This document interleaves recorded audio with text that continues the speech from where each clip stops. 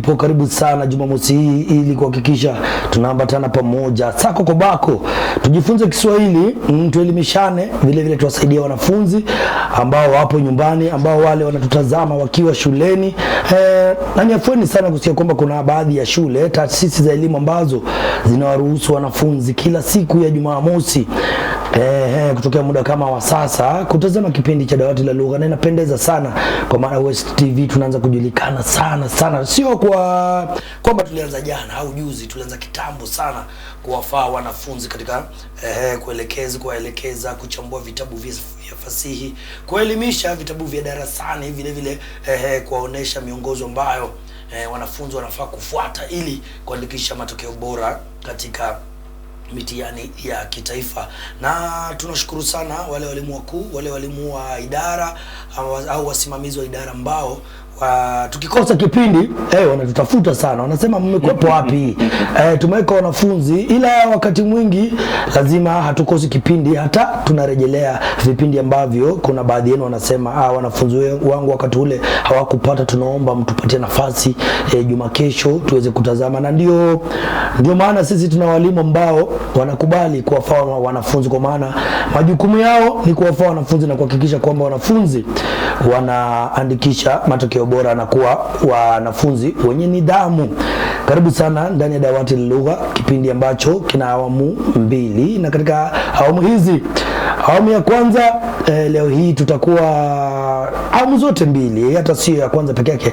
Katika awamu zote mbili tutakuwa tunazungumzia fasihi, na kwa sasa lazima tumfae mwanafunzi wa grade ya 10. Tayari tulikuwa tumeanza jahazi la mchongoma, tukafanya uchambuzi na maelekezo ya onesho la kwanza, ila hatukuikamilisha kwa maana majukumu mengine yalitokea hapa ndani. Kumbuka kwamba mimi naitwa Hidan Mugaisi, na kama kawaida kutufaa katika kipindi hiki na kutuelekeza pakubwa nina mwalimu bora sana kwa mitandao ya kijamii mwaka 2025 na bado yupo mwaka 2026, kwa maana tujampata mwingine. Ni mwalimu bora kulingana na Tujifunze Awards ambazo zilifanyika mwaka jana, na aliteuliwa kwa mwalimu bora katika masuala ya Kiswahili upande wa kidijitali. Anaitwa mwalimu Brian Whitkins, na tunamuonea fahari kubwa sana hadi mwingine atakapotokea. Ndipo tutaacha kusema kwamba ni mwalimu bora. Umesema nafasi yangu, nafasi yako ipo na tunakuonea fahari kubwa sana mwalimu wetu tukisema nafasi yako ipo. Tulianza mbali, tutoka mbali na tunaenda mbali na tunazidi kufika. Na nikiwaambia tuliwapika wale wa Nairobi hawakuamini, tuliwapika tukawapiga chini kabisa. Wasema wanasema kwamba wao ni watu wa jiji, yani waliweka hadi kura za maoni. Na jogoo wa mashambani wakasema hawiki wapi? Hawiki mashambani peke yake. Mjini pia lazima hao wanafanya mambo yako. Kongole sana mwalimu. Na nimesema iwapo mimi nitakuwa nimeketi katika kiti hiki cha kuongoza hiki kipindi, lazima nitakitaja bwana. Lazima. Fahari kubwa bwana. Tukisema hivyo tunafurahia. Hali shwari, kazi ndio tunasukuma kusahisha mitihani hapa na pale. Tumefanya misoro ya mitihani mingi sana. Weekend imefika, tukasema angaa tupumzike pia vile vile na tujulie hali wale watazamaji na wafia lugha wengine ambao wapo sehemu mbalimbali za nchi. Ndio maana tunawajibikia kipindi leo. Ni vizuri sana na kwa maana unajizatizi kuzidi kuwajibikia kipindi. Usio kama Dr. Kundu alitajwa kule kuongoza kama mwalimu bora Mumia Suku. Akafanya nini? Hakuja kazini majuma mawili. Nilibidi nimtafute. Alikuwa anatembea akiwa ameweka bango kama mwalimu bora daktari. Mimi ndio Daktari Kundu. Anashangaa Daktari Kundu. Na alitajwa tu kwa hafla moja huko, hata iko ya sherehe. Ila wakatesa watu sana. Tulifanikiwa kumwokota kule ndani, kumrejesha, kumwambia tafadhali unafaa urejee kazini. Ndipo wakaja, lakini bado alikuwa anazidi kula bata. Ile wakati tunasema kule. Karibu sana mwalimu. Shukrani. Tunakuona fahari kubwa sana. St. Peter's Mumias mnasema namna gani? Tupo salama. Tulisema tunashukuru Mungu, sisi wanafunzi wetu wametulia. Ni jambo la nadra sana. Kitu kama ni kizuri ama Mungu kama ameshikilia kitu jambo fulani, lazima pia tulihitaji, kwa sababu tumeona wanafunzi wakisumbua sana.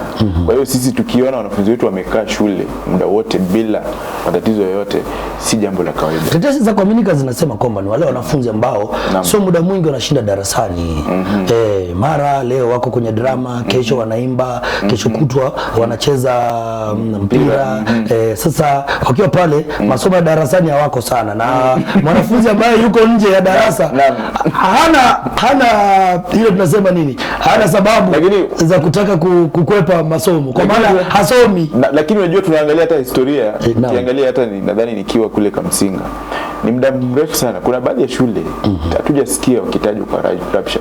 Kuna watu wengi, hata majirani wetu wengine wengi tumeona, hata kabla tujakuwa na hili swala ambalo limekuwa vuguvugu ambalo limekuepo, ungesikia shule fulani watoto tayari imekuepo. Hata pale nyuma kuna baadhi ya shule zina hiyo historia ya kusumbua na wanafunzi, kuleta rapsha na kadhalika.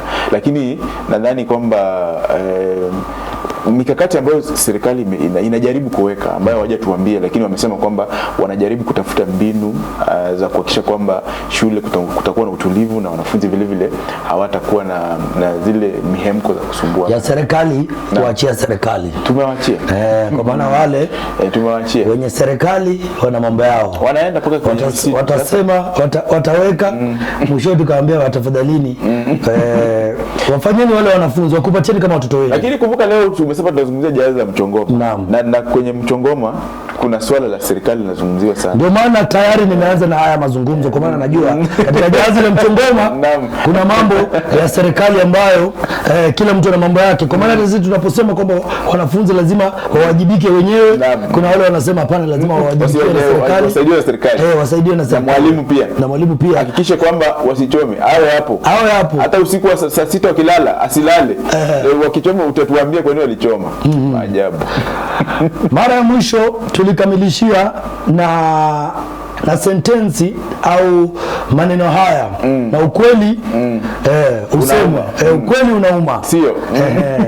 Katika jahazi la Mchongoma. Karibu sana mwanafunzi wa grade ya 10. Wewe ni mwanafunzi ambaye tunakufaa, kwa maana tamthilia hii ni wewe ambaye tayari unatainiwa pale darasani. Kwa grade ya 10 tayari ushaanza kuwapasha wanafunzi wako moto kuhusiana na jahazi la Mchongoma au bado? Wanafunzi wamepikwa, nadhani wamepikika, kwa sababu wajua kuna tathmini ambayo inakuja hapa muhula ambao unakuja. Kuna tathmini itakuwepo. Tathmini ni assessment kwa wale ambao kidogo Kiswahili kinawapiga chenga. Assessment ile tathmini. Kwa hivyo kuna school based assessment, tathmini ya shule ambayo haupewi kanuni yoyote ya ama muda wa kupeana tathmini ile, kwamba kama shule tathmini ya kawaida tu kwamba mnajaribu kuwapatia wanafunzi mazoezi hapa na pale, na nadhani kila shule ina mikakati yake ya kufanya hivyo. Lakini tathmini moja ipo ambayo inatoka Baraza la Kutaini Mtihani NEC kwa masomo yote ambayo wanafunzi wa grade ya 10 wanafanya, watakuwa wanatathminiwa, na tathmini hii itatumwa kwenye mitandao ya NEC kupitia zile portals za shule. Sasa tathmini hii nadhani kila somo litakuwa na maswali yake. Fasihi tulisema ni somo kivyake, lugha ni somo kivyake. Kwa hivyo kutakuwa na tathmini ya lugha na vile vile kutakuwa na tathmini ya nini, ya fasihi. Na tathmini hii itamsaidia mwanafunzi kumjenga katika mwaka wake wa mwisho wa grade ya 12. Kwa hivyo walimu nadhani kwamba wamejiandaa na wanafunzi, kwa sababu hatutaki wanafunzi tukifika kule mbele kuwe kwamba wanafunzi walifeli kwa sababu pengine hawakuwa na mwelekeo. Kwa hivyo wanafunzi na wale walimu ambao wanatusikia sasa hivi wajiandae katika tathmini hii. Ni tamthilia ambayo tayari imeandikwa katika mazingira ambayo pengine mimi naweza kuwa nitakosea, lakini nahisi kwamba sitakosea. Mwalimu yuko hapa kuhakikisha kwamba ananiweka sawa sana. Ni mandhari ya WhatsApp, kundi la WhatsApp au la Facebook, na atakuwa anatueleza mbona imepeanwa kuwili, kwa maana ili mwanafunzi ana uwezo pengine kupata. Ni mandhari ya grupu la WhatsApp au Facebook. Watu wanajitokeza pale, kuna wanasiasa na vile vile wafuasi wao na wale ambao wanaleta upingamizi katika wahusika ambao wanajitokeza pale. Kuna wahusika ambao wengi wao wanatumia majina ya kupanga majina ambayo sio yao, wengine hata hawana majina, wengine wanatumia tu nambari bila ili kuhakikisha kwamba wanaendeleza tamthilia hii na onesho hili la kwanza. Hatukuwa tumekamilisha wakati ule tulipokuwa, na mwalimu akasema pana, lazima tuhakikisha wanafunzi tunawafaa. Tayari najua tutatumia muda huu kuhakikisha tumekamilisha onesho la kwanza, ndio tuanze onesho la pili juma kesho. Naam. Mwalimu, tumeona kwamba katika mtiririko hadi mahali tulifikia ni majibizano ya kisiasa. Tumekuja tunawapata wahusika wakuu, wote ni wahusika wakuu, kwa maana nahisi kwamba wanachangizana sawa sawa, ila kuna wale tu wachache ambao tunaweza kama wahusika wadogo ambao wanakuja baadaye na wanaonekana kufinyiliwa hadi kujiondoa. Tunapata kuna kiongozi wa kisiasa hapa ambaye anapigia upato. Kiongozi huyu wa kisiasa hajaweka jina lake sawa. Kwanza hajataka atambulike, ila kwa kuwa ni mwanamke anachoshwa na viji maneno ambayo yanatumwa pale. Kutumwa pale yanaumiza, ila so maneno yale peke yake ambaye yanamuumiza pia wafuasi wake. Pia kuna upande mwingine wanakwazika wakijaribu kumtetea. Kuna majukumu mengine sana yanajitokeza pale, masuala ya ardhi, masuala ya kutimuliwa katika mashamba ya watu, kuna masuala ya kutoa fidia. Kuna wale ambao wanalia naam tulifidiwa, lakini ikawa ni mkia wa mbuzi. Kuna wale ambao walisema kwamba hawa watu ambao wanatuongoza mwishowe wanatufanya nini? Ikifika Ijumaa wanaenda kupigia mwili pole. Ila hiyo ni maana wote wasaidizi wote. Sasa wale walalahoi au abiria wanabaki kusalia, je, kunaendaje? Kuna masuala ya masomo yamejitokeza, masuala ya kupata kazi vile yanajitokeza hadi mwisho.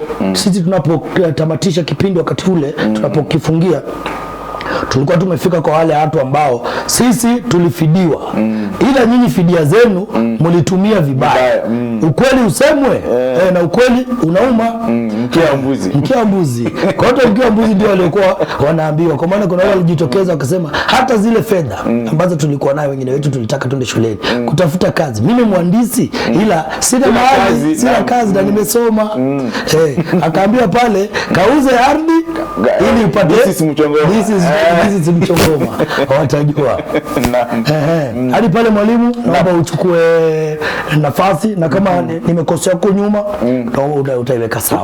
Uko sawa. Unajua uzuri wewe ni mwanafunzi ambaye huwa anashika vitu haraka haraka. Sasa na kwa hivyo tutangu zamani. Sijui kama shule pia ulikuwa unawajibika sana. Nilikuwa nawajibika kwenye utu uzima tu ndio. Sio utu uzima. Shuleni nilikuwa mwanafunzi bora, mwanafunzi mzuri. Kuna masomo mengine ambayo alinipa tu chenga, ila angeamua tu kuyaweka katika ile hali napenda, wangeshangaa. Sasa hivi ungekuwa wewe ni mimi saizi wacha tu ningekuwa na kutesa mahali, ndugu yangu. Nyinyi ningekuwa tusingeongeza mshahara. Jamani, ndio maana Mungu akukusaidia. Mungu afanye mambo yake. Na sasa kwenye jadala la kuchonga tulikuwa tushazungumzia, tulikuwa tumeanza mtazamaji kwanza ajue kwamba tunaendeleza uchambuzi wa onyesho la kwanza, lakini sasa tunafanya sehemu ya kukamilisha kwa sababu hatukuwa tumekamilisha. Na ni vyema pia mwanafunzi vile vile pale nyumbani na mwalimu na yule ambaye anatazama ajue kwamba jahazi la mchongoma, tulisema jahazi ni chombo cha usafiri ambacho kinaweza kuwa ni si hata kinaweza kuwa kinatumika sana majini. Kwa hivyo na mchongoma ni mmea ambao ni mti, tuseme ni mti ambao una miiba. Kwa hivyo kuna hata methali inasema kwamba kupanda mchongoma si kazi, kazi ni kushuka. Inamaanisha kwamba mchongoma ile miiba ni kama vizingiti ambavyo vinaleta vikwazo katika maisha ya binadamu. Kwa hivyo jahazi ni maisha. Ni kama tunajua sasa katika maisha yetu tunasafiri si wote, kwa sababu tunaamka kila siku asubuhi tunaendelea na maisha.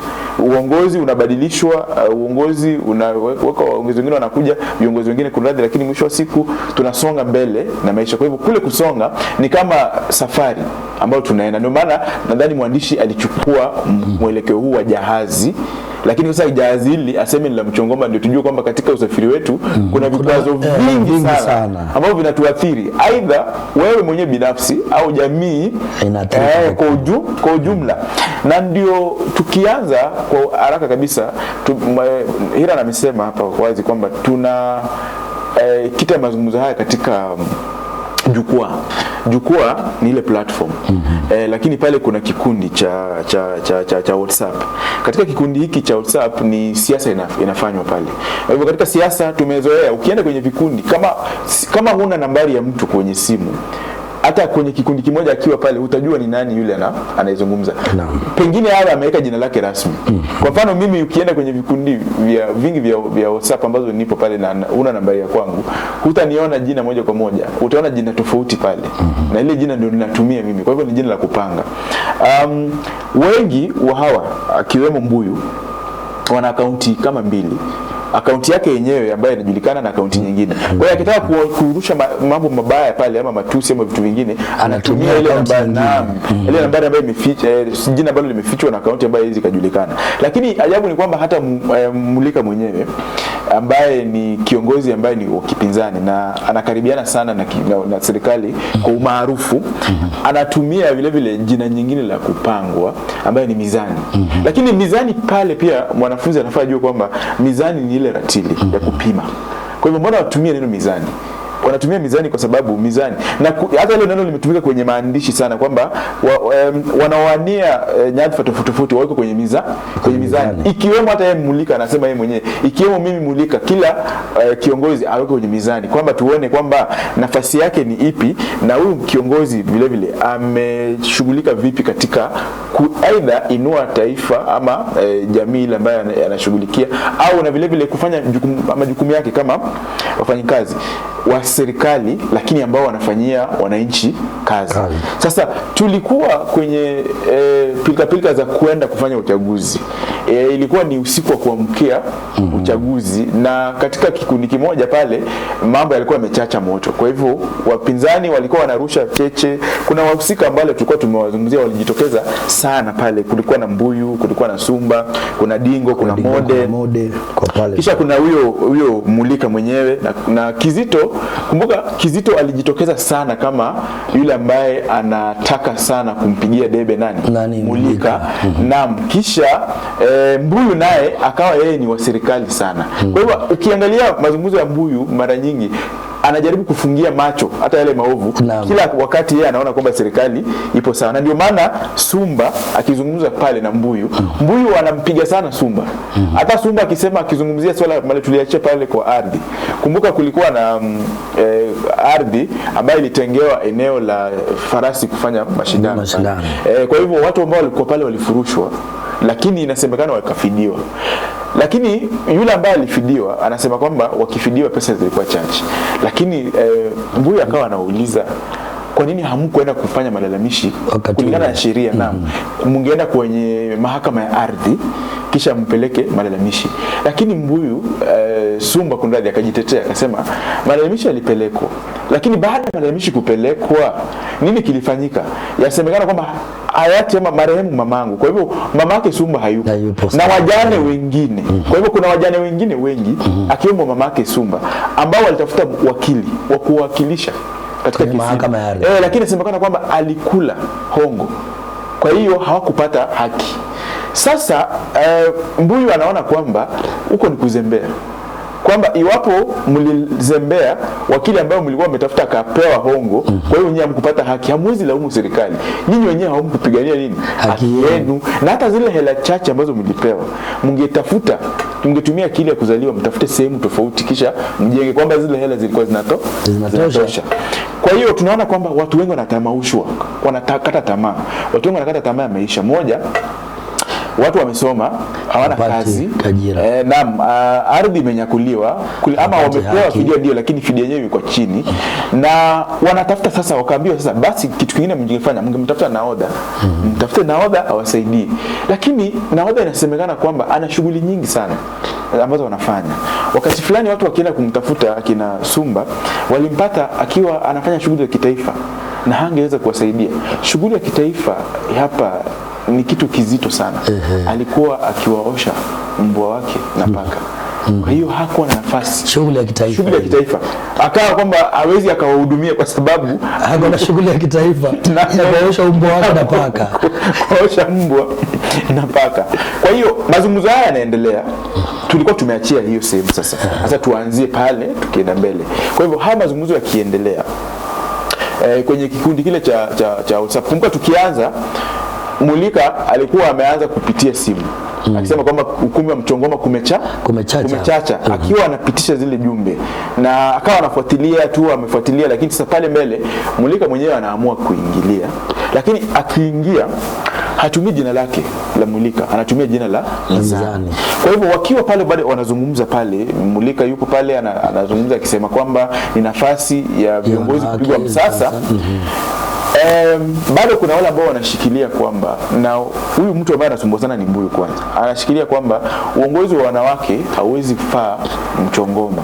Kwa sababu gani? Hata zile mataifa wale mataifa ambayo yameendelea hawezi mchagua mwanamke. Itakuwaje sisi taifa la dunia tatu tuchague mwanamke ili atuongoze? Lile la mwanamke haliwezekani. Akasema kwamba kabla hajaanza kuangalia sera zake, kitu ambacho kinamwangusha cha kwanza hapo kwa mwanamke tu hawezi akapita akaenda popote.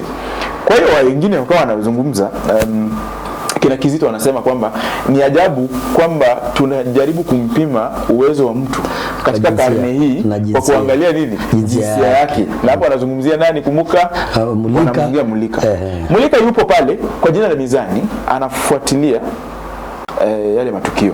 Kwa hiyo kabla usiku ule hujakamilika na tuende tulale, ndio kura ianze kesho. Mulika alikuwa ama sasa pale Mizani alikuwa na mengi ya kusema. Aliingia na hilo jina lake la kupanga ambalo ni Mizani. Akiwa anawarai watu kwamba kila mtu auze sera zake.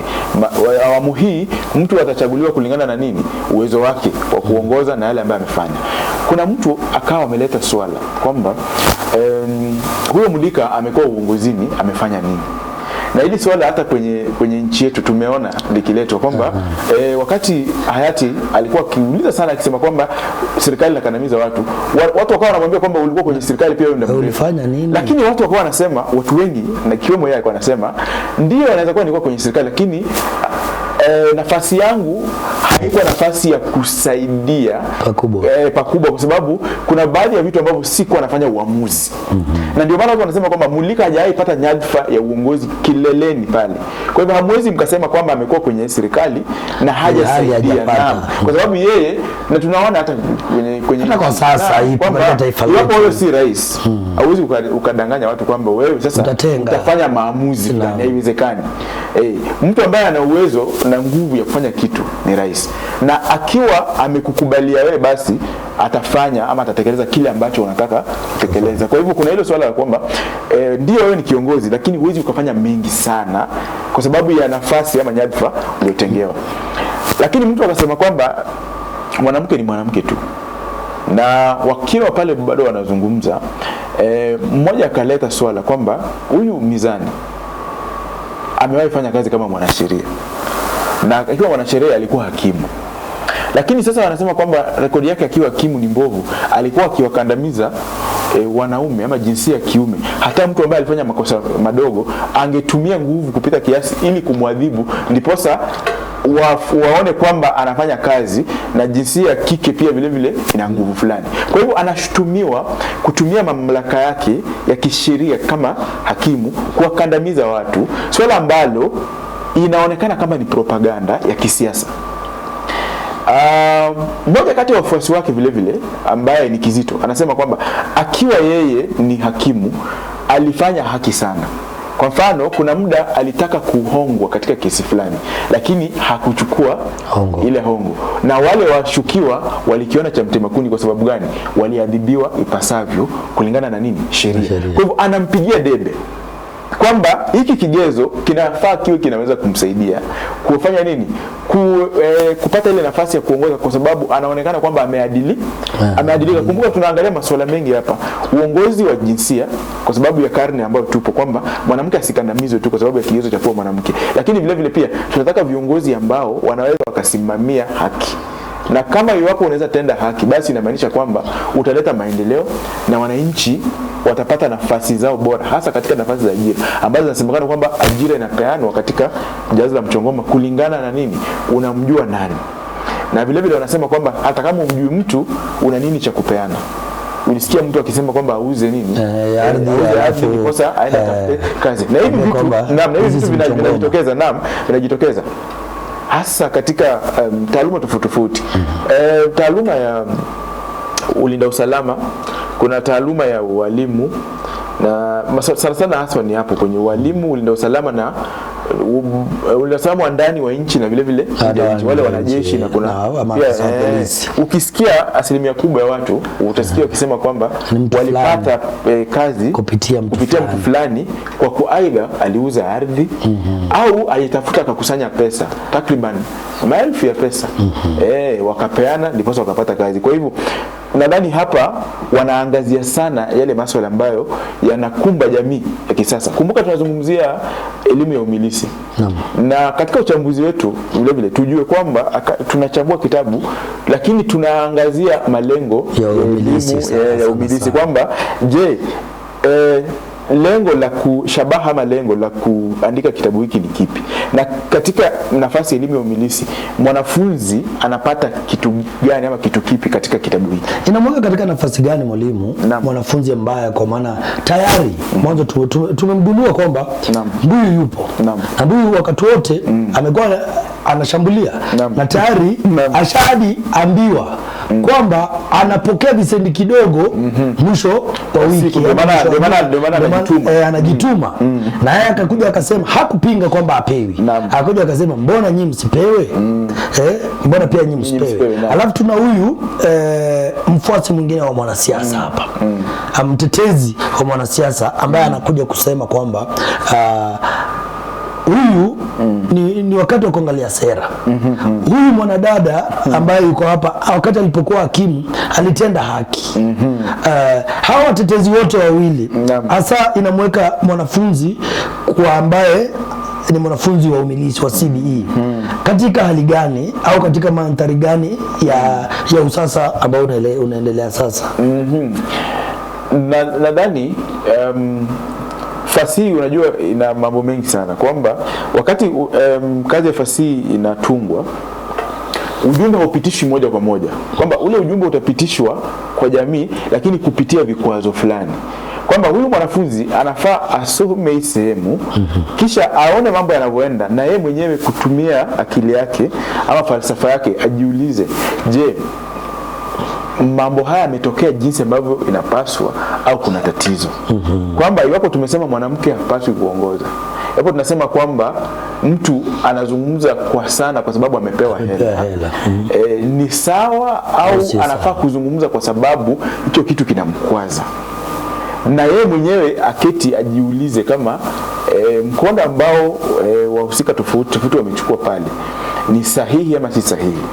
Waona kwa mfano kuna shule fulani ambayo sitataja hewani kwa sababu wajalipia matangazo kweli, lakini kwenye mitandao ya kijamii kama watu wamekuwa makini sana, kuna shule ambayo imegonga vichwa vya habari sana kwa swala la uchaguzi, kwamba wanafunzi walikuwa pale wanapiga kampeni. Kuna yule ambaye yupo uongozini ambaye alionekana kwamba anawahonga watu sana, kila wakati hadi akawaambia kwamba nikishinda mtakula chamcha bila kulipa. Na alikuwa anasema tu kwamba mimi sina mengi ya kusema, panga mstari. Kwa hivyo waona, nadhani ukiangalia elimu ya umilisi kuna kitu fulani ambacho wale wanafunzi vile vile walikuwa wanapitisha kwamba siasa na pia kuna yule ambaye alikuwa anatafuta nafasi, akienda moja kwa mwingine anamwambia naomba kura, ukinipigia kura tutafanya hivi, tutarekebisha hapa. Kwa hivyo nadhani kuna kuadilika pale, na wale wanafunzi unaona sasa sera kama hizi na nafasi hizi za uongozi zikifika shuleni, kwa sababu nadhani siasa hizi zilikuwa moto sana kiasi kwamba ililazimu shule kuleta uamuzi kutoka kwa tume ya uchaguzi.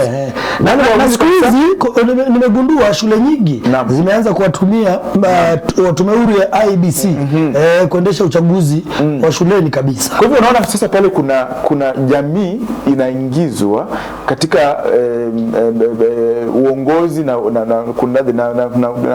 maendeleo ya pale shuleni, kwa sababu wale wanafunzi wakiwa pale, sisi pia kama raia ambao wapo nje tunaona nafasi ya IBC ama tume huru ya uchaguzi katika kufanya shughuli yao. Na vile vile pale walitumia zile sheria zote za uchaguzi kwamba utafika, mtapanga foleni, ukienda pale lazima uwe mwanafunzi wa hiyo shule.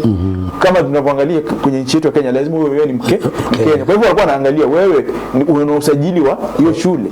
Kisha wanatafuta jina, unapewa nafasi, unaenda kupiga kura. Ukimaliziwa unawekewa alama kupiga kura.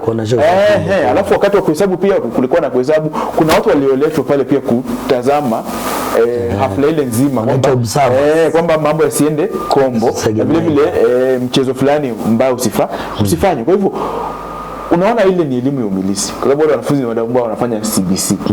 Na ukirudi huku kwenye kitabu sasa tunaangalia matukio ambayo yako pale. Kwa hivyo unaona kuna jinsi ambavyo mwandishi amejaribu sana kuhusisha, kuleta uhalisia pakubwa, uhalisia na vile vile kuadilisha, na pia vile vile kupitisha ujumbe kwa hao wanafunzi, kwa sababu kando na kwamba tunawatahini wale wanafunzi, hiki kitabu kinafaa kipitishe maadili fulani kwa hao wanafunzi. Nzuri sana.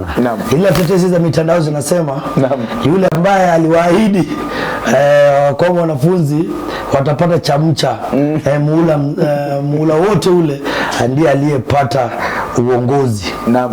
Tujue kama ni kweli sio kweli, ila kama hiyo ndio uhalisia ambapo pia unafanyika shuleni, pangeni laini, panga mstari. Panga mstari. Mimi sitaongea mengi sana, panga mstari. Na tunaona watu hata sasa hivi kampeni inategemea sasa wewe una hela kiasi gani. Kwa maana tunaambiwa wapiga kura ni wale. Sasa waongee hela zako. Watu wanakuja kwenye mkutano wako utajaa kulingana na mfuko wako. Na wengi hawazungumzi masuala ya sera. Akifika panga laini. Wengine paka sasa wanazungumza vibaya kabisa. Anasema kwamba mtu anawaita hapa anawaweka hapa bila chakula siku mzima. Na mnamsikiza. Tulitoka katika karne hiyo kitambo sana. Mimi sitaongea mengi. Niwapatie nini? Chamcha. Na tena chamcha ambacho nawapatia si chamcha kidogo, tulitoka huko kwa hizo pesa kidogo. Tunapatia pesa ya maana. Kwa mmoja leo kabisa anapeana 1,000. Wale watu wote kila mtu anapewa pesa. Kwa hiyo siku hizi tumeangalia tunaona kwamba iwapo huna hela inakuwa vigumu sana na watu wataki kufuata sera. Na tunapiga kelele sana, sijui kama tutaibadilika, kwa sababu hata kwenye jaza Mchongoma watu wanafuata pesa si sera. Na ukikuja pale na sera wanakupatia mpaka kashfa, na hata huna kashfa. Na ukiangalia changamoto ambazo zinamkabidhi mwanamke katika uongozi, hili swala limejitokeza wazi. Kwa hivyo katika onyesho la kwanza mwanafunzi anafaa dadavue na adondoe vile vipengele muhimu ambavyo vinajitokeza, ikiwemo moja, ajira tumesema imejitokeza. Kuna ukandamizaji wa wananchi. Tumeona jinsia ama taasubi ya kiume, jinsia ya kike kandamizo na taasubi ya kiume, kwamba mwanamume hapewi nafasi bora, hakuna mwanamke hapewi nafasi bora na mwanamume katika kushindania kitu chochote, kwamba kuna wale watu bado wanaamini kwamba katika karne ambayo tupo mwanamke haiza akaongoza. Na vile vile kuna swala ambalo lilijitokeza la watu kupewa kazi bila kuwa na uzoefu wa kufanya kazi. Unakumbuka nadhani alikuwa ni Mbuyu akisema kwamba tunahitaji masorovea ambao watafanya kazi kwa uadilifu. Si kwamba atapewa kazi leo hii, baada ya kumaliza kazi utasikia wakisema kwamba barabara jumba fulani limejengwa katika barabara, kwa hivyo jumba litolewe. Kwa hivyo wako nauliza inakuaje kwamba huwa kuna masorovea, wale surveyors ambao wanafanya hiyo kazi, wakati mtu anajenga sehemu mbovu, wale watu ambao wanashughulika na hii kazi walikuwa wapi? Mtu amejenga jumba la mabilioni ya pesa, kabla hajaanza kujenga walikuwa wapi? Ni swali ambalo watu wanajiuliza sana kila wakati, kwamba ubomozi sasa unakuja unafanywa, mali ya mabilioni ya pesa inapotelea mbali, kisa na maana kwamba mtu fulani amejenga sehemu ambayo haistahili. Wale masorovea walikuwa wapi wakati wanajenga? Na vile vile shirika la utafiti, sasa tunaangalia pia nafasi ya utafiti hata kwenye hiyo shule ambayo niko nataja. Kila wakati wanatoa kura za maoni. Shirika la utafiti linamweka Mulika kuwa ana nafasi bora sana ya kupata uongozi pale kwenye jahazi la Mchongoma. Kwa hivyo hili swala pia vile vile linazungumziwa kwenye kikundi hiki. Lakini sasa kama kawaida tunaona hata kwenye siasa ya kanda za Afrika kwamba kabla ya uchaguzi kuna wale wanasiasa ambao huwa wanaonekana kwamba wana ufuasi wa hali ya juu, na mashirika tofauti tofauti ya kupima uwezo na uadilifu na uzoefu wa wanasiasa huwa inawaweka kwenye ratili na mizani na wanapeana nini maoni yale. Lakini kuna wale ambao huwa wanasema hata pa Kenya kwamba kura za maoni si kura halisi, kwamba unaweza ukawekwa mahali kama nafasi fulani lakini mwisho wa siku hiyo nafasi isikufae. Kwa sababu gani? Sio mitandao inayopiga kura. Hili swala limezungumziwa hata kwenye nchi hii sana kwamba sio mitandao inapiga kura. Kama unaweza kuwa na watu, naam, watu wakakushabikia sana kwamba jinsi ambavyo wewe ni mtu mzuri. Lakini wakati kura ikifika, yule ambaye anapiga kura sasa wanasema ni yule ambaye anakuja kwenye kituo na alijisajili. Lakini mimi huwa nahisi kwamba wanatumia nafasi ile ili kuwafanya wale watu kutofuatilia sana mbona hawakupata nafasi. Kwa sababu mtu atasema kwamba ndio ulikuwa maarufu lakini ulikuwa kwenye mitandao tu. Lakini wakati wa kupiga kura ni kama wafuasi wako hawakupiga kura. Lakini hatuoni kama ni ukweli. Kwa sababu itakuwaje watu kushabikia wakuje kwenye mikutano lakini siku ya kura wasiende kupiga kura. Lakini mikutano yote hao walikuja. Hata huko walipa. Mvua inaonyeshea walikuwepo pale. Mikutano imejaa kabisa, imeshona. Mvua inanyesha, hawabanduki. Wanateseka na hiyo mvua tu. Lakini itakuwaje kwamba sasa kupiga tu kura ndio wasije? Lakini mikutano yako anaenda na hujawalipa. Wajua yale masuala huwa kidogo lazima yaangaziwe ndani. Na hapa tuliona Mulika na wafuasi kura maoni imemweka mbele. Lakini akina Mbuyu wanasema kura ya maoni na kura za mitandao hazipitishi mtu. Kwamba kura ni siku ya kuamka na kuenda kupiga kura. Lakini ukisikia watu ambao wanasema hivyo kila wakati, huenda pengine anga wana mambo mengine. Lakini kuna swala fulani ambalo mwanafunzi anafaa awe makini. Nadhani imetokeza katika ukurasa wa 8. Kuna mbinu aliyotumia mwandishi, alinukuu kitabu kitabu cha mwandishi mwingine na akakitumia moja kwa moja kuleta hali halisi ambayo inarejelewa pale. Kitabu ambacho alizungumzia ni Said Mohamed, shairi lake ambayo amebaki nani. Sasa hiyo sehemu wanafunzi wawe makini sana, grade ya 10. Hiyo sehemu amebaki nani, nini kinapitishwa pale? Moja, amebaki nani ni kwamba watu wote hawana thamani. Kwa hivyo tayari ni kama kuleta dhana kwamba katika uongozi hamna kiongozi ambaye anaweza kaaminika. Ndio maana tumesema amebaki nani. Amebaki nani? Yaani kumaanisha kwamba hatuna mtu ambaye tunaweza tukamwangalia na tukasema kwamba huyu atatusaidia. Lakini kumbuka anasema kwamba katika shairi la amebaki nani ni Mulika tu. Kwamba shairi linasema amebaki nani mada, lakini anajijibu tu kwa kusema kwamba ni Mulika tu. Kwa hivyo inamaanisha kwamba wale viongozi wote ambao wako pale ni kiongozi mmoja ambaye anaonyesha uadilifu. Anaonyesha uadilifu na vile vile anakaa kusimama na wananchi. Na huyo kiongozi ni nani? Ni Mulika. Wengine wote ni ganda la mua la juzi. Kwa hivyo inamaanisha nini? Inamaanisha kwamba ni viongozi ambao wamekuepo, wanabadilisha ngozi, wanabadilisha nguo, lakini ni wale wale, hamna tofauti. Maadili hayapo. Vile vile wananukuu muziki au wanamuziki tofauti tofauti. Yule mwanamuziki wa kwanza ambaye ananukuliwa ni yule ambaye anasema akumbuki jina lake. Si kwamba akumbuki. Ni waandishi tu. Jina anajua lakini kwa sababu kama angesema akumbuki ilipaswa aandike jina lake. Lakini sasa alijaribu kukwepa kuandika jina lake. Na nadhani ni kwa sababu huyo mwanamuziki pia ni mwanasiasa. Kwa sababu kuna yule mwingine naye alitajwa. Kuna mwanamuziki pale mbele ametajwa. Huyu naye hajamtaja. Kwa hivyo waandishi kuna vitu vingi sana wao wanaangalia na wanakuwa makini sana. Kwa hivyo huyu mwingine hakutajwa kwa sababu sasa hivi tunazungumza aliingia kwenye siasa pia yeye. Na yeye alikuwa anaimba akisema kwamba kila mtu amekuwa kigeugeu. Umtazamie nani? Wanakugeukia. Kila mtu ni kigeugeu. Kwa hivyo anasema kwamba hamna mtu wa kutegemewa. Na ni falsafa nzuri ya kufanya kampeni. Kwa hivyo huyu Kizito anatumia nafasi ile kumpigia kampeni ama kumpigia debe nani? Mulika. Anatumia. Wajua kwenye siasa pia lazima uwe na baadhi ya vigezo fulani fulani. Ndio maana si kila mtu anaanza kuwa mwanasiasa. Kuzungumza na watu mpaka ulumbi uwezo wa kuzungumza na watu kwa ufasaha ndipo wale watu wakuelewe, na vile vile upitishe ujumbe wako kwa njia ya ustadi, uvutie watu na umakinifu wa watu, huwa si rahisi. Naam.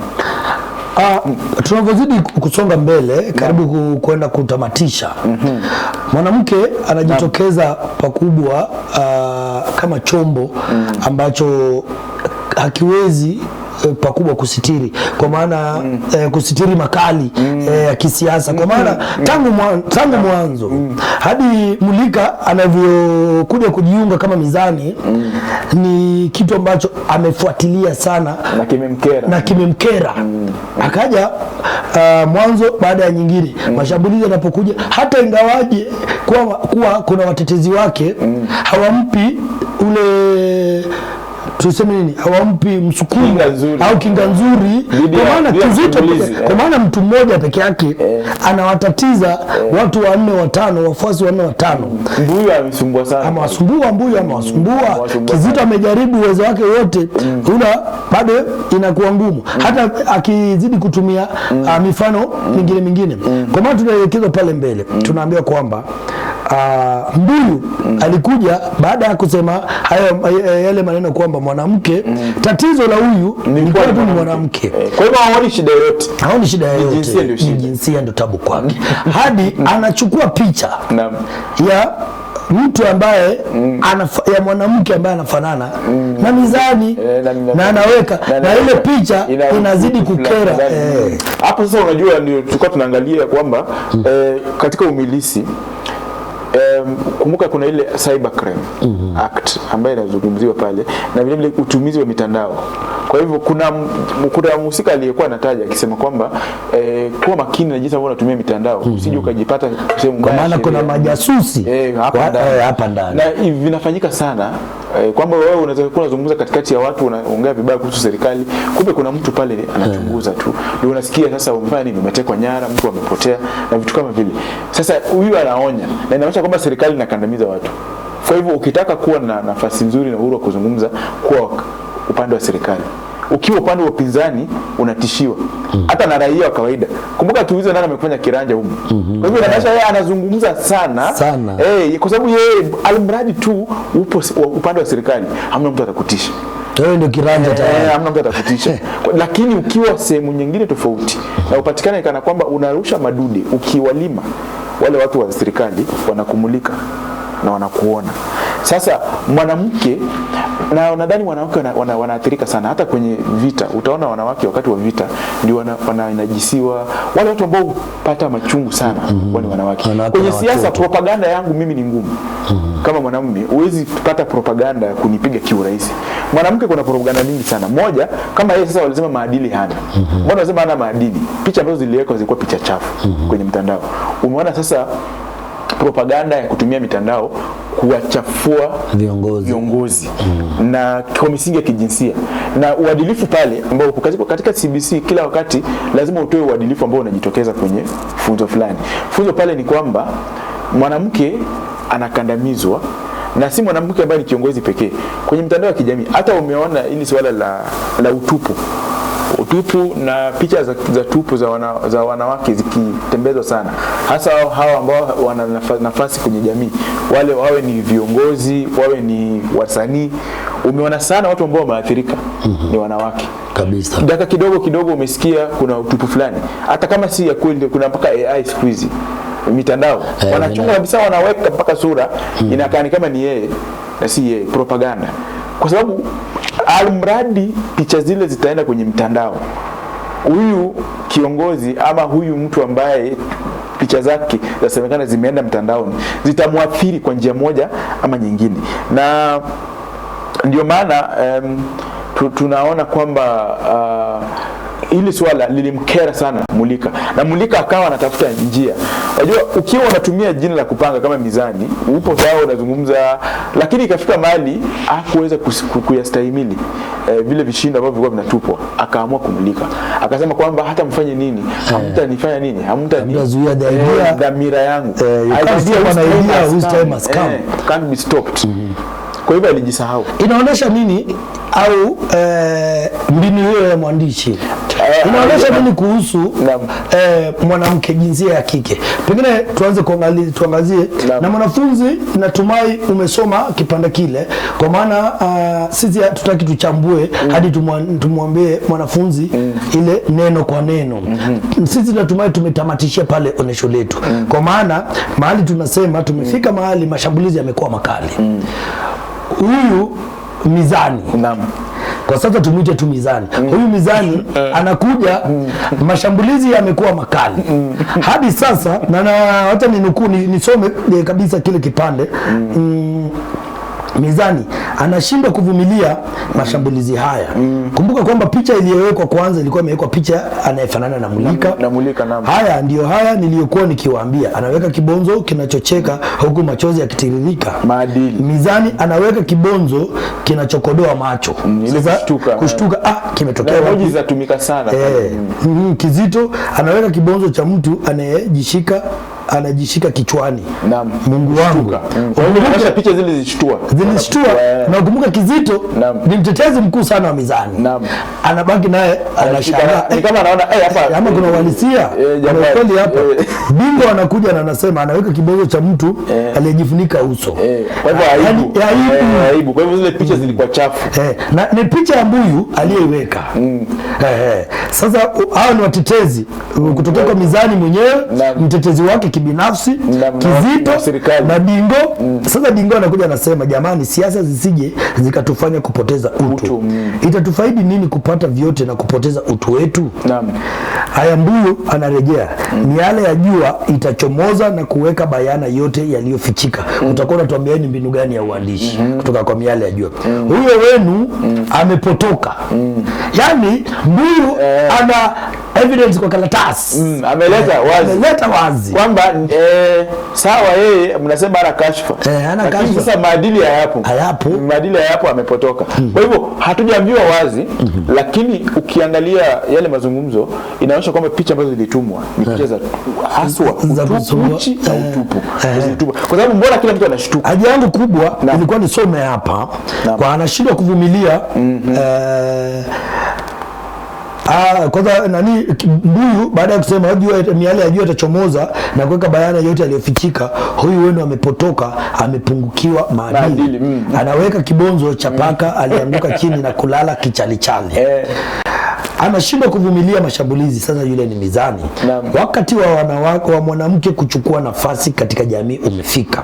Hatutakubali kudhalilishwa tena eti kwa misingi ya miiko na tamaduni zilizopitwa na wakati. You can't stop an idea whose time has come. Eti mwanamke akijitosa kwenye ulingo wa siasa amepotoka. Hata mtumie porojo za aina gani, hamtodhalilisha imani yangu. Wewe nani? Amejiuza. Anaweka kibonzo kinachokodoa macho. Wewe kondoo ama Mulika? Wewe fisi aliyevalia ngozi ya kondoo ama wewe Mulika? Kwa hivyo inamaanisha kwamba akizungumza wakati huo wote hamna mtu alijua kwamba ni Mulika. Kumbuka kwa tumia jina la kupanga la Mizani. Lakini nadhani baada ya kutupa zile picha ambazo zilitupwa pale kwenye mtandao zilichochea kwanza hisia zake. Kwa hivyo inamaanisha kwamba tunampatia sifa Mulika kwamba ni mtu ambaye mtu ambaye unajua huwezi tumia ukanushaji, lakini ndio kuleta ile swala kwamba kama hawezi akavumilia mashiko ya kisiasa na joto pale, unasema kwamba ni mtu ambaye anapupa, ana machungu. Tunasema vile vile kwamba ana machungu, na machungu yake yanatokana na nini? Yeye kutopewa heshima pale kwenye ukumbi, kwamba walitupa, na kumbuka lengo lake lilikuwa ni kwamba asijulikane, na ndio maana anatumia ile akaunti nyingine. Wafuasi wake mwisho wote onesho likienda kukamilika. Baada ya wewe nani mbuyu, baada ya kuuliza wewe Mulika, wafuasi wake, watetezi wake walikuwa vile vile nikawa wamfahamu, ndipo wakaanza. Dingo anasema Mulika, alama ya dukuduku na Mulika Mulika ameweka Mulika hadi Mizani mwenyewe anajiondoa kwenye kikundi. Na bado ndio narejelea nafasi ya mwanamke katika siasa. na natumai tumefungia pale lile onesho. Tuanze kurejelea sasa, tuangazie mwanafunzi wa CBE wa grade ya 10 anafaa kujua nafasi ya mwanamke katika siasa hadi sasa mali tulipofika ipo wapi bingwa? Nafasi ya mwanamke ni kiongozi ambaye ana changamoto nyingi. Changamoto za kijamii. Kwanza, imani potovu kwamba mwanamke nafasi yake ni kuwalea watoto na jikoni na kupikia mume. Shida inaanzia pale kwamba jamii imeweka dhana na nadharia kwamba mwanamke hawezi akaongoza. Nafasi yake ni masuala ya majukumu ya nyumbani. Kwa hiyo mwanamke ambaye ana uwezo wa kuongoza, kwanza wakimwangalia waone kwamba hana chochote ama lolote ambalo linaweza kusema kwamba ni kiongozi mbaya, wanampiga na lile la kwamba anapaswa kukaa kwa nyumba. Kwa hivyo hicho ni kitu cha kwanza. Kitu cha pili, mwanamke ni kiumbe ambaye ni dhaifu. Ni dhaifu kwa njia gani?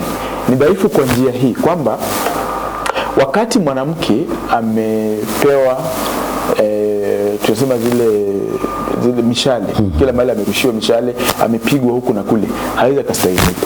Tumeona kwamba hisia zinampanda sana Mulika kiasi kwamba anajisahau na anaanza kuzungumza. Sasa anaweka uongozi kando, anazungumza na hisia.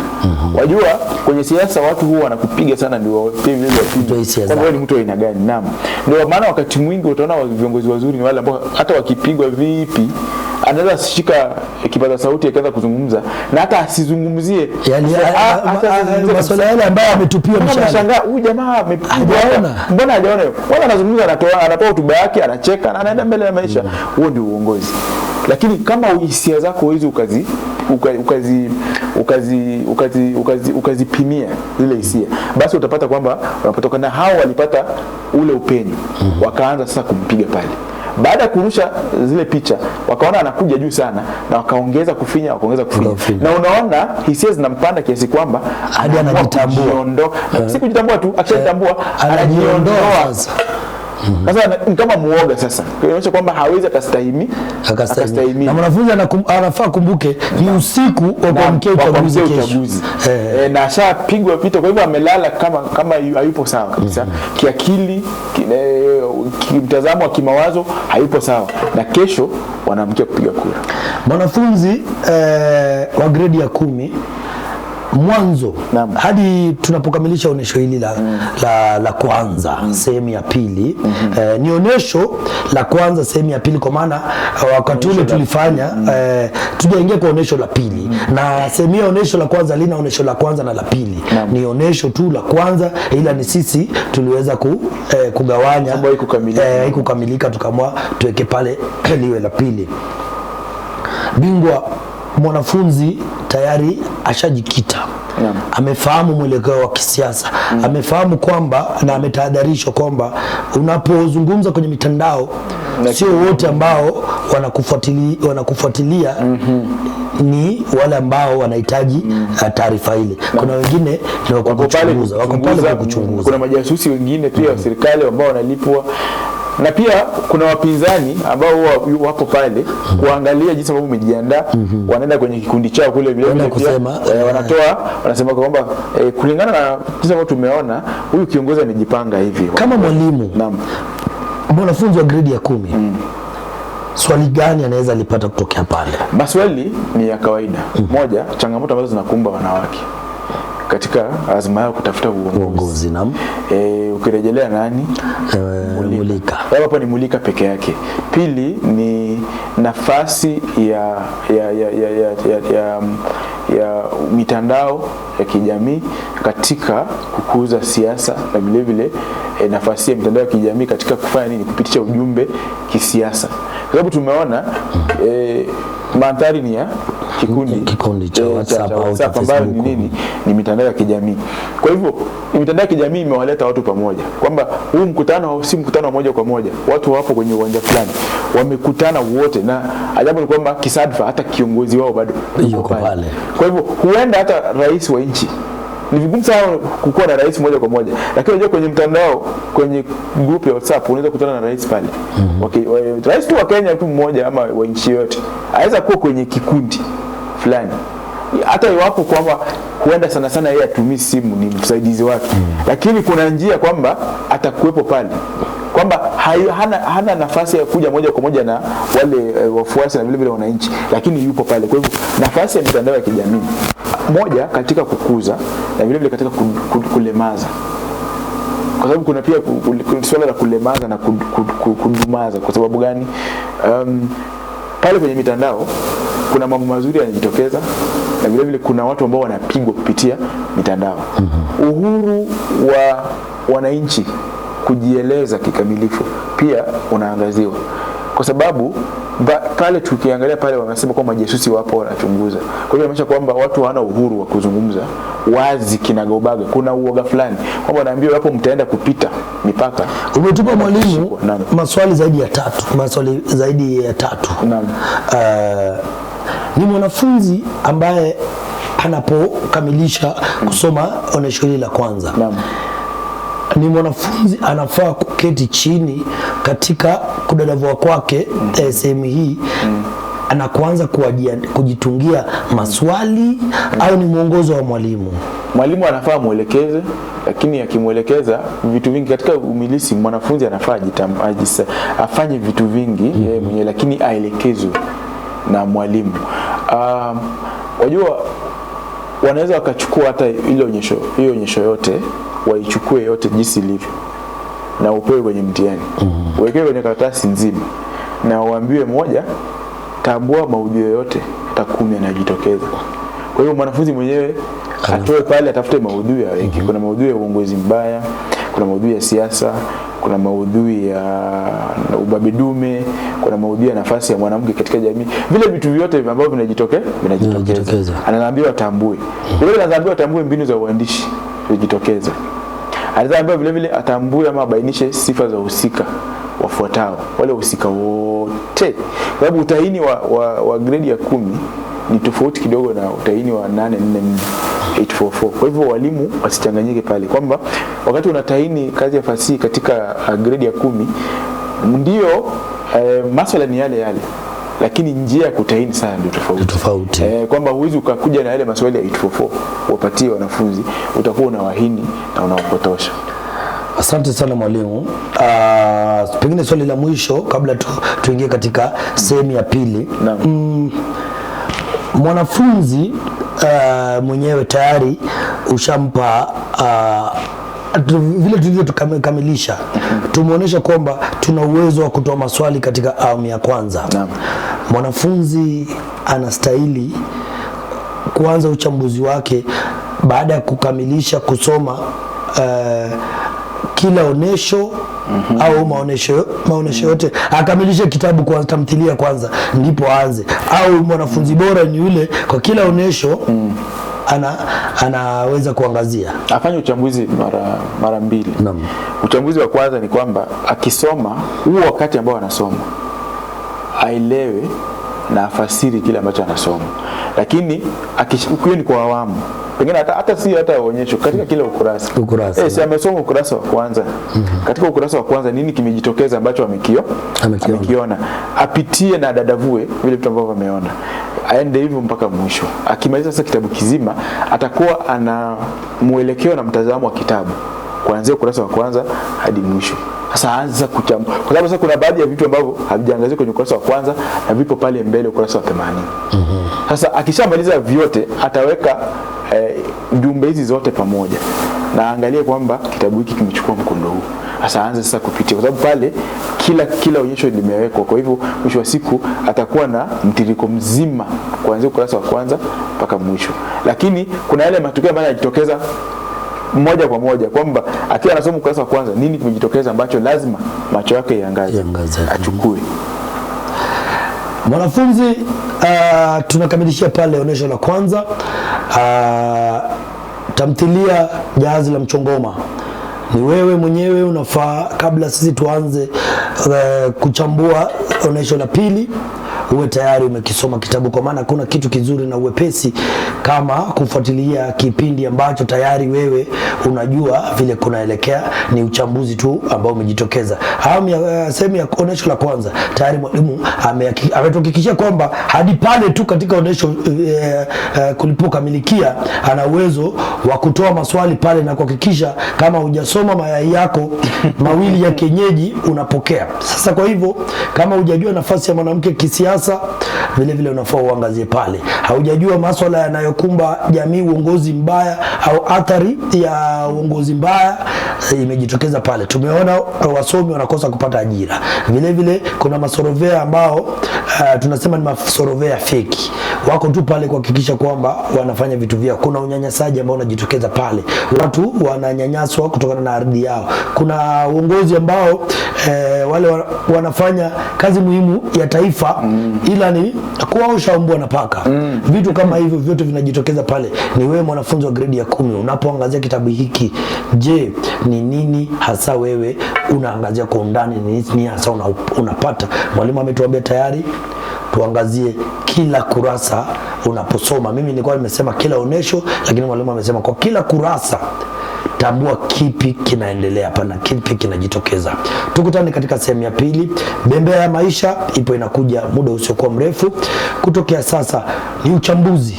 Hata sio uchambuzi, ni maswali na majibu, kwa maana ni maandalizi ya KCSE 2026. Tunaenda mapumziko mafupi, alafu tarejea katika bembea ya maisha.